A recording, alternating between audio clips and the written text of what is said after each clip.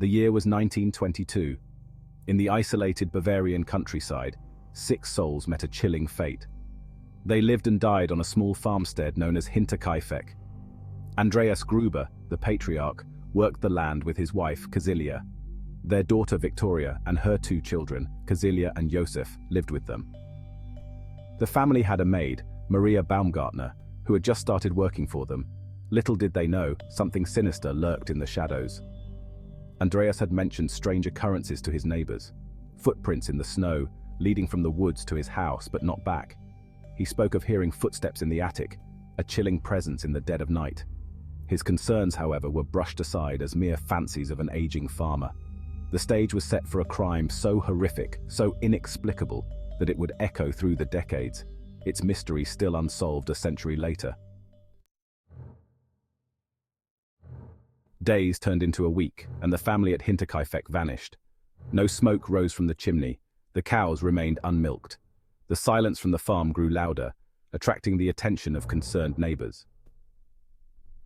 On April 4, 1922, a group of villagers ventured to the isolated homestead, their hearts heavy with a sense of foreboding. What they found would send shockwaves through the region and beyond. The search party first approached the barn, its doors slightly ajar. Inside, a scene of unimaginable horror awaited. The bodies of 4 members of the Gruber family, Andreas, Kazilia, Victoria, and young Kazilia, lay brutally murdered. They had been bludgeoned to death, their bodies sprawled amidst the hay and farm tools. The villagers, horrified by their discovery, rushed back to the main house. Their worst fears were confirmed as they discovered the lifeless bodies of young Josef and the maid, Maria, in the house. The killer had not only taken 6 lives, but had shattered the peace of a community, leaving behind a trail of blood and unanswered questions. The interior of the farmhouse was a tableau of chaos and carnage. Furniture was overturned, belongings scattered, as if the victims had struggled in vain against their attacker. The killer had left behind a blood-soaked mattock, a chilling reminder of the brutality inflicted upon the family. There was evidence of someone staying on the farm for several days following the gruesome act. The cattle had been fed, meals prepared, and someone had even slept in the family's beds. The fire in the kitchen had been kept lit, suggesting an eerie domesticity in the wake of unimaginable violence. The lack of forced entry, the familiarity with the farm's layout, and the eerie post-murder activities pointed towards someone the family knew. News of the Hinterkaifeck massacre spread like wildfire through Germany, sending shockwaves through the nation. The small, isolated community became the epicenter of a media frenzy. Reporters and curious onlookers flocked to the scene, eager to catch a glimpse of the infamous farmhouse and unravel the mystery that gripped the nation. The police, under immense pressure to solve the case, launched a full-scale investigation. Every nook and cranny of the farmstead was scrutinized, every villager questioned. Suspicions fell on family members, neighbors, and even former lovers. Despite the extensive investigation, the case remained cold. The lack of a motive, the eerie post-murder activities, and the absence of any concrete leads left investigators baffled. Hinterkaifeck, once a place of rural tranquility, had become synonymous with horror and mystery. Theories abounded, ranging from disgruntled farmhands to vengeful spirits.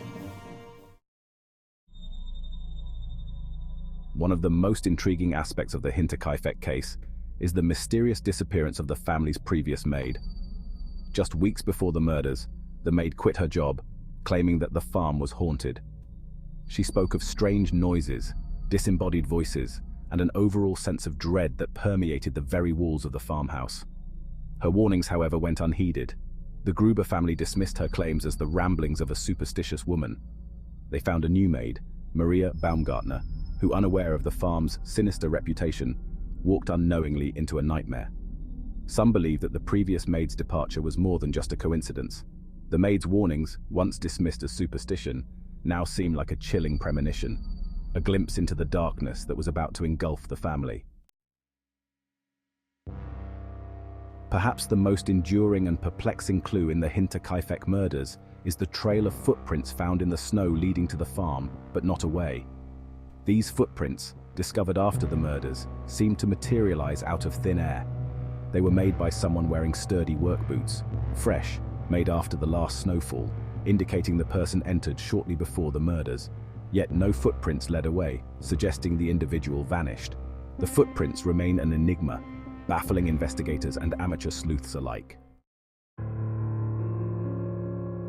The absence of a clear motive in the Hinterkaifeck murders is one of the most perplexing aspects of the case. The killer, it seemed, took nothing of value from the farm. There was no sign of robbery, sexual assault, or any other obvious motive that could explain the brutality of the crime. Some have suggested that the murders were a crime of passion, perhaps motivated by a love affair gone wrong or a long-held grudge. Others have pointed to the possibility of a family feud, suggesting that the killer may have been someone close to the Gruber family who sought revenge for some perceived wrong. Still, others have ventured into the realm of the paranormal, speculating that the murders were the work of a vengeful spirit or even a demonic entity. One of the most persistent theories involves a possible illegitimate child. However, no concrete evidence supports this theory, and it remains just one of many possible explanations. The Hinterkaifeck murders, with their baffling circumstances and lack of a clear motive, have spawned a plethora of theories over the years.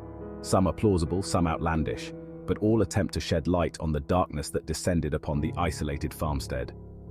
One theory suggests that the killer was a drifter, a transient laborer passing through the area who saw an opportunity to steal from the isolated farm. This theory, however, fails to explain the brutality of the murders and the killer's decision to remain on the farm for days after the crime. Others believe that the Gruber family was targeted by a group of individuals involved in organized crime, perhaps as revenge for a debt or a betrayal. However, no evidence supports any connection between the family and the criminal underworld. Theories abound, each attempting to impose order on the chaos of the Hinterkaifeck murders. Yet none can fully explain the perplexing details, the strange clues, and the eerie circumstances surrounding the crime. More than a century has passed since the gruesome discovery at Hinterkaifeck, yet the case continues to fascinate and frustrate in equal measure. Despite numerous investigations, countless theories, and the passage of time, the identity of the killer or killers remains a mystery. The passage of time has done little to dim the horror of the crime or provide definitive answers. The Hinterkaifeck murders have become a cold case, its files gathering dust in some forgotten police archive. Yet the case refuses to be forgotten, its memory kept alive by true crime enthusiasts, armchair detectives, and those who find themselves drawn to the dark side of human nature. Books, documentaries, and websites dedicated to the case continue to surface, each attempting to unravel the mystery that has captivated generations. The enduring fascination with the Hinterkaifeck murders stems from the case's many unanswered questions. The Hinterkaifeck murders stand as a stark reminder that some crimes defy explanation, their motives shrouded in darkness, their perpetrators forever elusive. The Hinterkaifeck murders hold a unique place in true crime.